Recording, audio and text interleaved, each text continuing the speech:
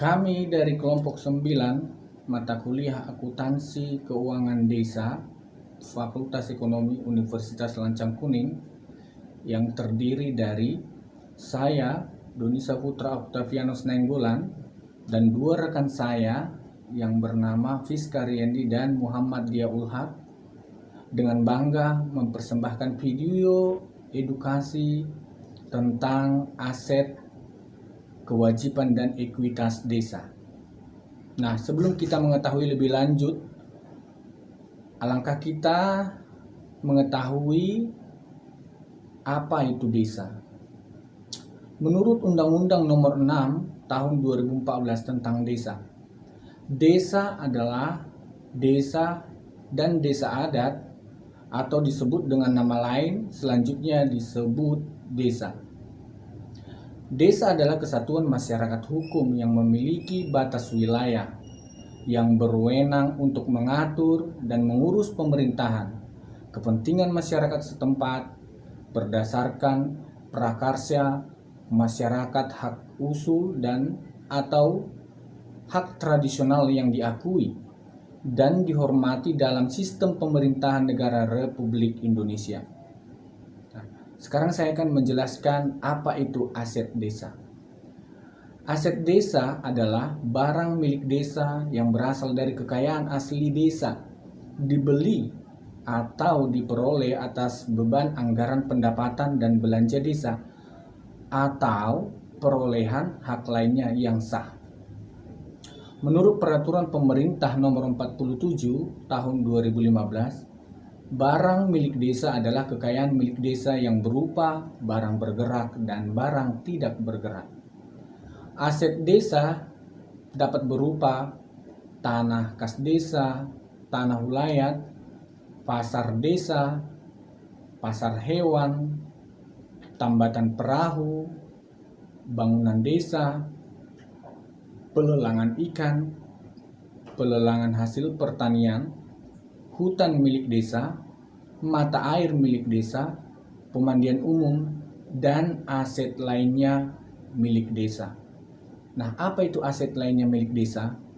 Antara lain yang pertama, kekayaan desa yang dibeli atau diperoleh atas beban anggaran pendapatan dan belanja negara, anggaran pendapatan dan belanja daerah, serta anggaran pendapatan dan belanja desa. Yang kedua adalah kekayaan desa yang diperoleh dari hibah dan sumbangan atau yang sejenis. Yang ketiga, kekayaan desa yang diperoleh sebagai pelaksanaan dari perjanjian kontrak dan lain-lain sesuai ketentuan peraturan perundang-undangan. Yang keempat, hasil kerjasama desa. Dan yang kelima adalah kekayaan desa yang berasal dari perolehan lainnya yang sah. Pengelolaan kekayaan milik desa dilaksanakan berdasarkan asas. Yang pertama yaitu asas kepentingan umum, fungsional, kepastian hukum, keterbukaan, efisiensi, efektivitas, akuntabilitas, serta kepastian nilai ekonomi. Pengelolaan kekayaan milik desa dilakukan untuk meningkatkan kesejahteraan taraf hidup masyarakat desa dan meningkatkan pendapatan desa. Sekian video edukasi dari kami tentang aset desa. Selanjutnya, kewajiban desa akan dilanjutkan rekan saya. Kewajiban adalah utang yang timbul dari peristiwa masa lalu yang penyelesaiannya mengakibatkan aliran keluar sumber daya ekonomi pemerintah desa. Kewajiban umumnya timbul karena konsekuensi pelaksanaan tugas atau tanggung jawab untuk bertindak di masa lalu. Kewajiban dapat dipaksakan hukum sebagai konsekuensi dari kontrak yang mengikat atau peraturan perundang-undangan. Praktik yang terjadi selama ini pada umumnya kewajiban yang dicatat dalam pembukuan pemerintah desa hanya utang yang berasal dari pinjaman. Oleh karena itu, untuk dapat menyajikan secara lengkap seluruh utang yang dimilikinya, pada saat penyusunan laporan kekayaan milik desa, pertama kali pemerintah desa harus melaksanakan kegiatan inventarisasi atas seluruh utang yang ada pada tanggal laporan kekayaan milik desa tersebut. Penyajian utang pemerintah desa di laporan kekayaan milik desa dapat diklasifikasikan ke dalam dua kelompok, yakni kewajiban jangka pendek dan kewajiban jangka panjang. Utang pemerintah desa harus diungkapkan secara rinci dalam bentuk daftar skedul utang untuk memberikan informasi yang lebih baik mengenai kewajiban pemerintah. Dalam hal ini, utang dicatat sebesar nilai nominal. Yang pertama itu ada kewajiban jangka pendek.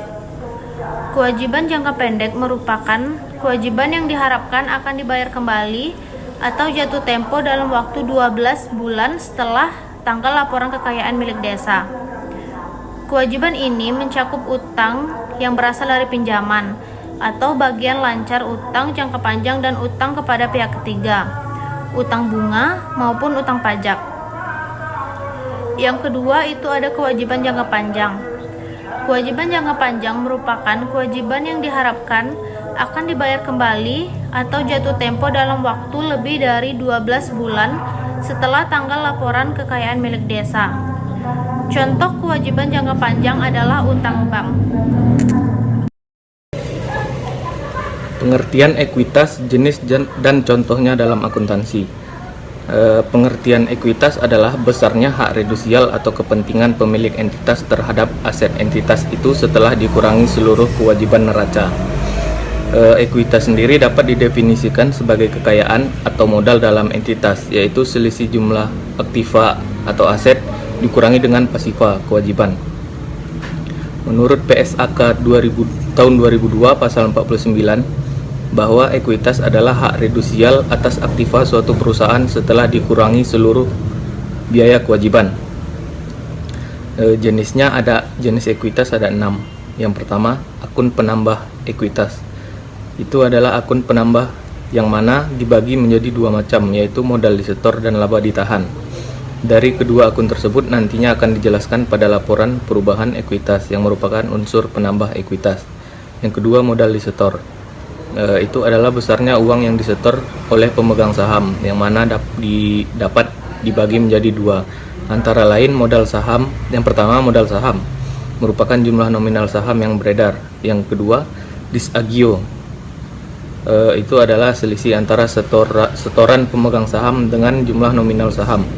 Agio yakni selisih di atas nominal, sedangkan disagio merupakan selisih di bawah nominal. Yang ketiga, pendapatan. Itu adalah laba entitas yang memberikan penambahan nilai perusahaan pada periode pencatatan. Yang keempat, akun pengurang ekuitas. Itu adalah kebalikan dari akun penambah ekuitas. Ada dua akun pengurang ekuitas, yaitu pengambilan pribadi dan biaya. Yang kelima, pengambilan pribadi, yaitu pengambilan modal yang dilakukan oleh pemilik. Bila perusahaan sudah berbentuk perseroan, maka pengambilan privé ini hanya bisa digunakan bila disetujui oleh Dewan Komisaris. Yang keenam, pengeluaran atau beban, yaitu semua biaya yang dikeluarkan oleh entitas untuk kegiatan atau aktivitas operasionalnya dalam menghasilkan jasa atau barang. Contoh ekuitas dalam akuntansi, yang pertama itu ada modal perseroan terbatas yang terdiri atas saham. Yang kedua, saham itu terdiri dari saham preferen, saham biasa, dan akun tambahan modal store. Yang ketiga, modal yang berasal dari sumbangan atau donate capital bisa dilaporkan, yaitu sebagai bagian dari tambahan modal di store. Yang keempat, premium agio atau diskon disagio dari penjualan saham, baik saham biasa atau saham preferen. Yang kelima, selisih penilaian kembali aktiva tetap untuk suatu perusahaan yang melakukan revaluasi aktiva tetap dengan berdasarkan peraturan pemerintah. Yang terakhir, return earning atau laba ditahan, atau juga defisit atau accumulated loss, itu sisa rugi tahun sebelumnya. Terima kasih.